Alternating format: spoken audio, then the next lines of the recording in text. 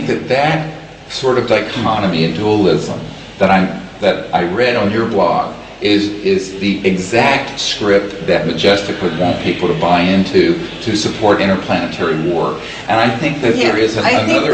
I think a paranoia over interplanetary war per se, and that scenario, is laudable. Okay, in a certain way, we understand that you're coming from a heartfelt perspective when you talk about let's not get caught up in polarities, okay?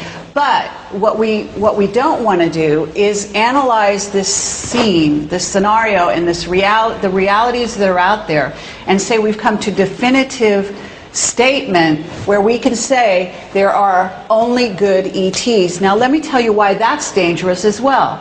Because what that does is leave people, humans, and humanity possibly in general, in a vulnerable position, because they are then going around following ET like the Pied Piper down whatever road they're taking. No, I've always said, and unfortunately you haven't read my books and things, but... Actually I have. Well, and I have made it very clear that there are two things that are equally dangerous. The deification of these visitors or the demonization of them. Each are equally dangerous, and I've said this since the early 90s. And then we're in agreement, but what you said on stage was not that.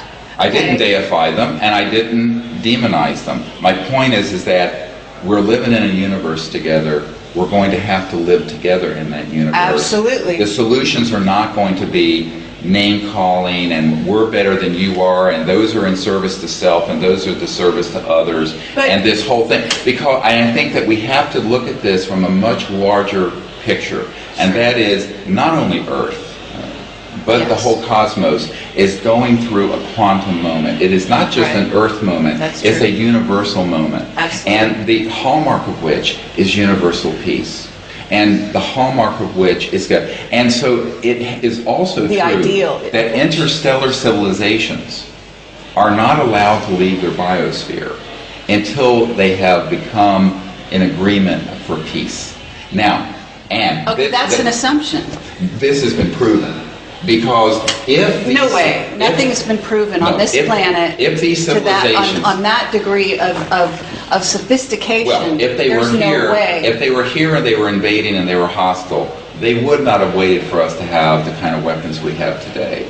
They would have absolutely shut this civilization down. On the contrary, I mean, there's actually we have to actually get into a whole socio-political look at what it is to be an ET spacefaring culture in search of planetoids or planets and building new environments, and then what you do with them. In a sense, you can actually take the Earth as a microcosm, and you can look at how did it go when we took over different continents here.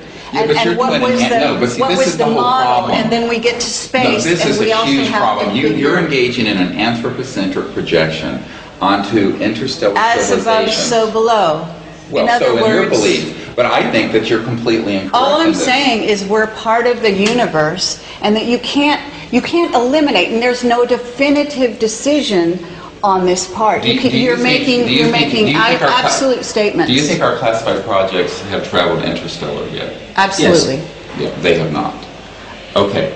Now, we've got evidence that they have. Well, I'd love to see you prove it, because but we don't have evidence, but in May 2001 you said that we have superluminal capability. Yes. What do we do? Go to Pluto with superluminal capability? It takes 5 seconds. No, because they're not allowed to use it. Now, here's something that there is a quarantine on this planet until we become peaceful.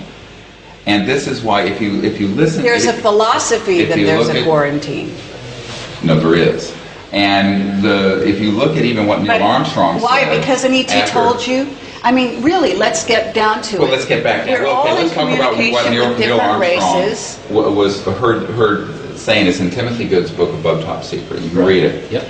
And I'm sure you have. A mind-controlled astronaut is what you're talking about. You're going to give me testimony from a mind-controlled astronaut. No, let's see where this goes. He said that when we were basically warned off the moon, and that's why we didn't continue. And I believe these warnings exist. There has been evidence that we're warned off Mars because certain craft have never made it there, have been shot down, have been disappeared, have had technical problems that haven't been explained by NASA. One can put a xenophobic spin on that, or one can say perhaps there's a wiser cosmic order that says that until a civilization reaches a certain amount of stability for the civilization and peace, they are not allowed to travel amongst the stars, that the entry ticket is peace. And I think that is the situation. Okay, I understand that's your philosophy. No, it's not my philosophy, it's what the evidence, this is not how I started out.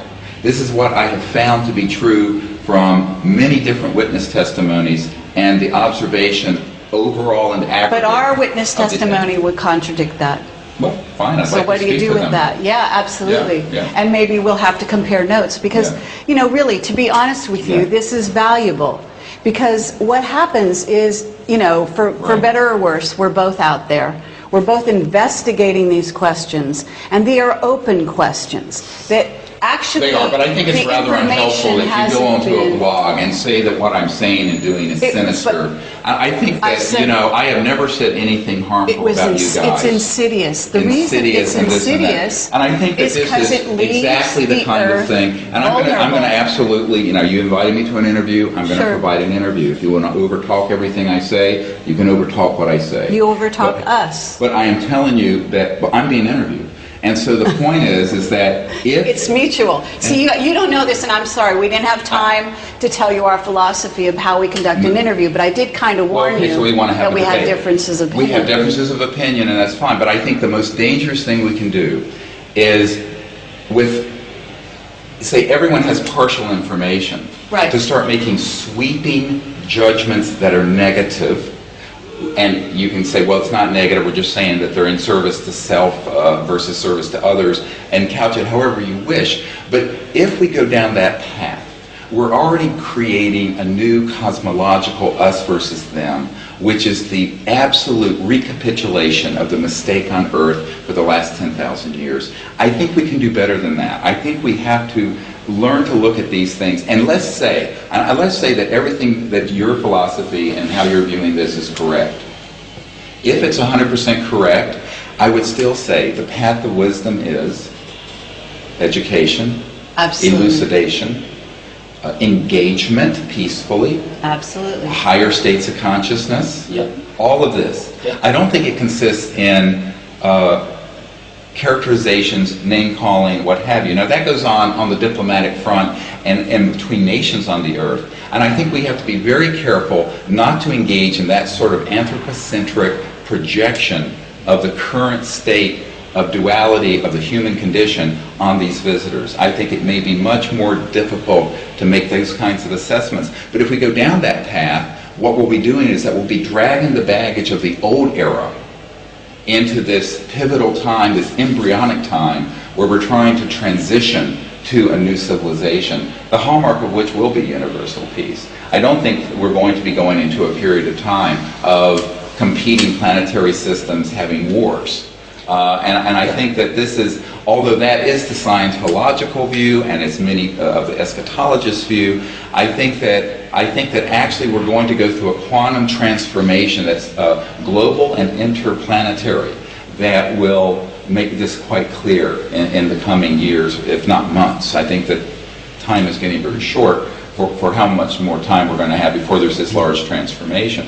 And I think the other thing is to say, I would say to people, if there is a civilization that is here for their own purely selfish interests and have not a shred of altruism or concern for humanity or Earth, those are the beings I would want to meet with first. And I have said this for years. Because you need a diplomatic initiative to North Korea and Iran and China more than you do to Great Britain, if you're an American, let's say. Absolutely. And so this But is you can't be in denial of the There's no potentiality. denial here. I'm not